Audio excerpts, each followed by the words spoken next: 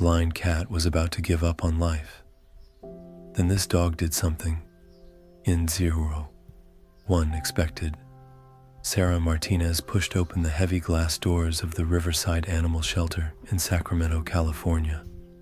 Her heart already heavy with the weight of what she was about to face as the shelter's most experienced veterinary technician.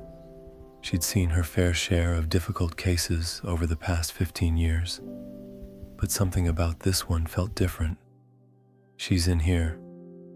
Linda, the morning shift supervisor, gestured toward the isolation ward, found her huddled behind a dumpster near Tower Bridge. No chip, no collar, and completely blind. The cat in question was a small gray and white female with cloudy blue eyes that stared vacantly ahead. Her fur was matted and dirty, and she tucked herself into the furthest corner of the cage, barely touching the food that had been left for her. "How long has she been blind?" Sarah asked carefully, opening the cage door. "Hard to tell," Linda replied, checking her notes. "The vet thinks it's a combination of untreated infection and trauma. Both retinas are completely detached. She's probably been living on the streets like this for months." Sarah reached out, slowly, letting the cat catch her scent. "Hey there, sweet girl," she whispered. "You're safe now." The cat flinched at first but didn't hiss or strike out a good sign. Sarah thought years of experience had taught her that even the most traumatized animals could sense genuine kindness. "Have you named her yet?" Linda shook her head. "We've been calling her Luna because of her eyes. They look like little moons." "Luna," Sarah repeated softly. "It suits her." Over the next few days, Sarah spent every spare moment with Luna. The cat was severely undernourished, and while she accepted food and water, she showed no interest in exploring or interacting with anyone. She simply sat in her corner, facing the wall, as if she'd already given up on life. "We can't keep her in isolation forever," Linda said one morning, 3 weeks after Luna's arrival. "The weekend adoption event is coming up. But honestly, Sarah, who's going to adopt a blind cat that won't even move?" Sarah knew Linda was right. The shelter was already over capacity, and while they tried their best to avoid euthanizing animals, the harsh reality was that they couldn't keep every animal indefinitely, especially those deemed unadoptable. "Give me 2 more weeks," Sarah pleaded. "There's something special about her. I can feel it." Linda sighed but nodded. She'd known Sarah long enough to trust her instincts with animals. 2 weeks, but that's all I can promise." That evening, as Sarah was preparing to leave for the day, she heard a commotion from the main kennel area. A large golden retriever had just been brought in, and he was causing quite a stir among the other dogs. "What's his story?" Sarah asked Mike, one of the animal control officers. "Name's Charlie Mike," said, struggling to control the excited dog owner. "Passed away last week. Neighbor found him when she went to check on the house. He's about 8 years old, good health overall." But Mike hesitated. "But what he's got? Progressive retinal atrophy. Already pretty far advanced. The family couldn't afford the care he'd need, so they surrendered him." Sarah watched as Charlie wagged his tail, bumping into the kennel walls, but maintaining his cheerful demeanor, despite his obvious disorientation. Unlike Luna, he seemed determined to make the best of his situation, even as his world grew darker. That's when Sarah had an idea, one that her colleagues would probably call crazy, but somehow felt absolutely right. The next morning, she arrived at work early after checking that the main play area was empty. She carefully carried Luna's bed into the space, with Luna still huddled inside it. Then she wanted to get Charlie. The golden retriever followed her eagerly, his tail wagging, despite his cautious steps. Sarah led him to the center of the room, then stepped back to watch. At first, nothing happened. Luna remained in her bed, and Charlie stood still, nose twitching as he took in the new scents. Then slowly he began to move toward the cat bed. Sarah held her breath, ready to intervene if necessary.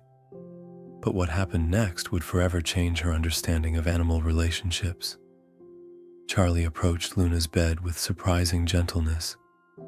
He lowered his head, sniffing carefully, and then did something remarkable.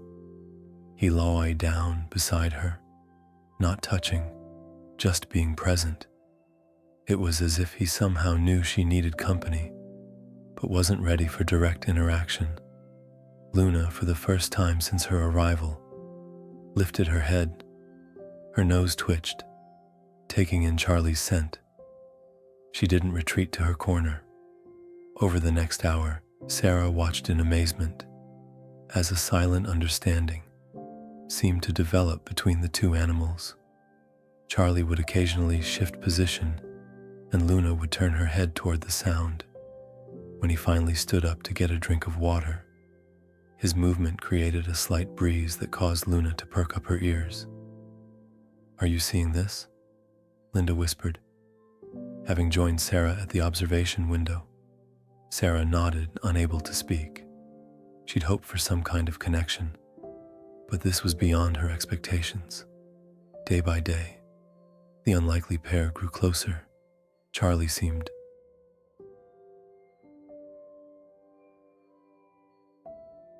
to instinctively understand Luna's limitations, and he developed a remarkable system of communication with her.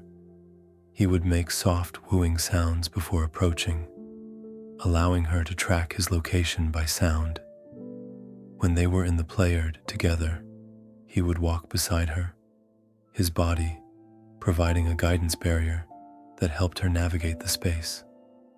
Most surprisingly, Luna began to respond. She started leaving her bed more frequently, following the sound of Charlie's movements. When he would lie down for a nap, she would carefully make her way to him, eventually becoming comfortable enough to curl up against his warm fur. The transformation in Luna was remarkable.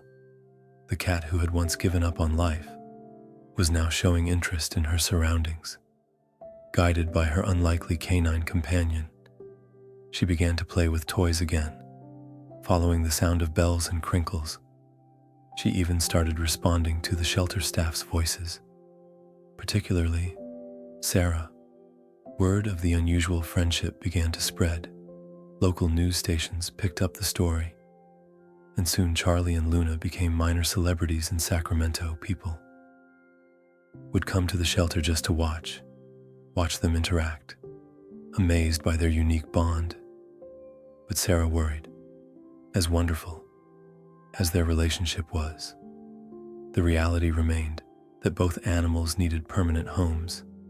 Separating them would be cruel, but finding someone willing to adopt both a blind cat and a blind dog seemed like an impossible task.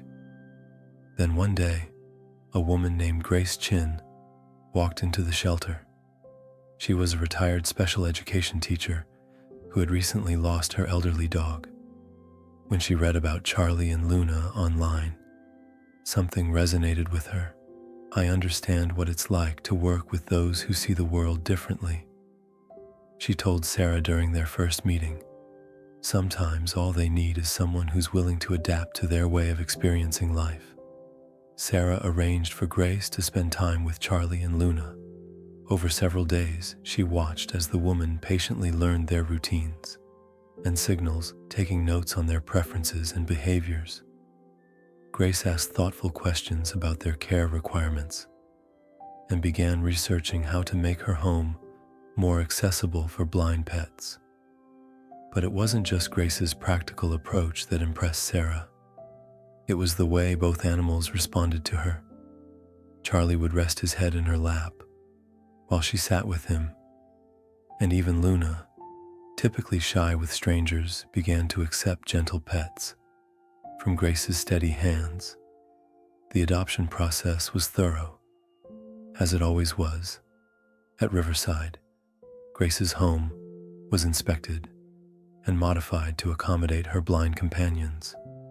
Carpet runners were installed to create textured paths. Through the house, furniture was arranged to create clear pathways, and potentially dangerous areas were secured. The day Charlie and Luna left, the shelter was bittersweet for Sarah. She had grown deeply attached to both animals, but she knew they were going to the best possible home. Grace had promised to keep in touch and send regular updates. Those updates soon became the highlight of Sarah's week pictures, and videos showed Charlie and Luna settling into their new life, their bond growing even stronger in the stability of a permanent home. Grace documented their daily routines, how Charlie would wait patiently by Luna's food bowl until she finished eating, how Luna had learned to follow the jingling of Charlie's collar through the house. One particularly touching video showed Luna appearing distressed during a thunderstorm, and Charlie immediately going to her, lying beside her until she calmed down. Another captured their first successful navigation of Grace's backyard garden, with Charlie guiding Luna along the raised flower beds she'd installed specifically for them to use as reference points. Their story didn't end with adoption. Grace, inspired by their relationship, began working with the shelter to develop a program for special needs animals. She would bring Charlie and Luna to educational events, helping children understand that disabilities didn't define an animal's worth or capacity for love. The program grew, and soon, other shelters in Northern California began implementing similar initiatives. Animals that might once have been considered unadoptable were being paired with compatible companions, increasing their chances of finding permanent homes. He has often reflected on that first day. When she'd introduced Charlie and Luna, she'd hoped for a positive interaction. But what she witnessed was something far more profound. Two souls who, despite their limitations, found a way to illuminate each other's darkness. 3 years later, Sarah sat in Grace's sunny living room, watching Charlie and Luna nap together on their favorite cushion by the window. Luna's head rested on Charlie's paw, while his TA occasionally twitched in his sleep, causing her whiskers to quiver. They had developed an entire language of their own, subtle touches, gentle sounds, and constant awareness of each other's presence. Sometimes, I forget they can't see, Grace said, setting down a cup of tea beside Sarah. They navigate this house better than I do yesterday. Luna somehow knew Charlie was about to bump into the new side table I bought. She made this little chirping sound, and he corrected his path immediately. Sarah smiled, remembering the frightened, withdrawn cat and the disoriented dog who had first arrived at the shelter. They saved each other, she said simply. They saved me too, Grace admitted. After losing my husband and then my old dog, Sophie, I didn't think I'd find joy again. But these two, she gestured to the peaceful pair, they remind me every day that life's challenges don't have to define us. It's how we adapt and who we choose to share our journey with that matters. The success of Charlie and Luna's story had far-reaching effects. The Riverside Animal Shelter special needs program became a model for other shelters across the country. Sarah was invited to speak at animal welfare conferences, sharing how one seemingly impossible pairing had challenged conventional wisdom about animal adoption. But perhaps the most meaningful impact was on the daily lives of the animals themselves. Charlie, now 11 years old, had developed arthritis in his hips, but Luna had adapted. Once again, she learned to walk more slowly beside him and would gently guide him to the heated bed Grace had bought when she noticed his stiffness on cold mornings. Luna, whose age was but estimated to be around 9, had grown into a confident cat who no longer feared the world she couldn't see her trust in.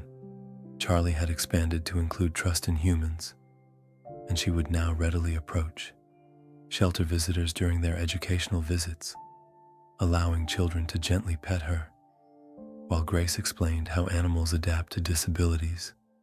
Their story became part of a children's book series about shelter animals, helping to teach young readers about empathy, adaptation, and the power of friendship. The books, illustrated with soft watercolors and told from Luna's perspective, became popular in elementary schools and libraries across California. One particularly moving chapter described how Luna experienced the world through her other senses: the warmth of sunlight on her fur, the vibration of Charlie's gentle wolves, the different textures of their favorite walking paths. In Grace's garden, it helped children understand that being different didn't mean being less capable of joy or love. Sarah kept the first edition of the book in her office at the shelter, often showing it to potential adopters who were hesitant about taking on an animal with special needs. "Look at what's possible," she would say, pointing to the real Charlie and Luna's story. Sometimes the animals we think need the most help end up helping us more than we could imagine. The legacy of Charlie and Luna's friendship continued to grow.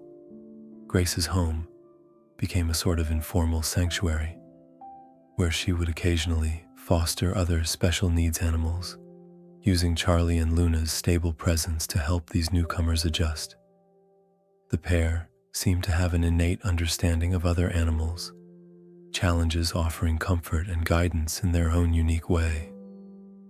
On warm afternoons, Grace would sit in her garden, listening to the wind chimes she'd installed to help her blind companions orient themselves, watching as Charlie and Luna navigated their world together. Luna would follow the sound of Charlie's collar. Belle and Charlie would pause every few steps, ensuring his feline friend was still with him. Their story had begun in darkness: a blind cat who had given up hope, and a blind dog who refused to let his disability dim his spirit. Together, they had found their way to the light, proving that sometimes the most profound connections come from the heart's ability to see what the eyes cannot. As Sarah drove home from her visit with Grace, Charlie, and Luna, she thought about all the animals still waiting in shelters, each with their own capacity for love and adaptation. The lesson she had learned from this remarkable pair was simple but powerful. There is no such thing as an unadoptable animal, only connections waiting to be discovered and hearts waiting to be opened. In the end, Charlie and Luna's story wasn't just about a dog and cat who overcame their disabilities. It was about the transformative power of companionship, the unexpected ways love can heal, and the remarkable capacity of all beings to adapt and thrive when given the chance. Their journey from the darkness of abandonment to the light of love continued to inspire all who heard it, a living testament to the endless possibilities that exist when we open our hearts to unexpected friendships. The sight of them together, Charlie's golden fur contrasting with Luna's gray and white coat, their synchronized movements and gentle interactions, remained a powerful reminder that sometimes the most beautiful relationships are the ones that defy our expectations and challenge our assumptions about what is possible. Their story lives on in the countless lives they've touched, the programs they've inspired, and the hearts they've opened. In the end, they prove that love truly is blind, and that's exactly what makes it so beautiful.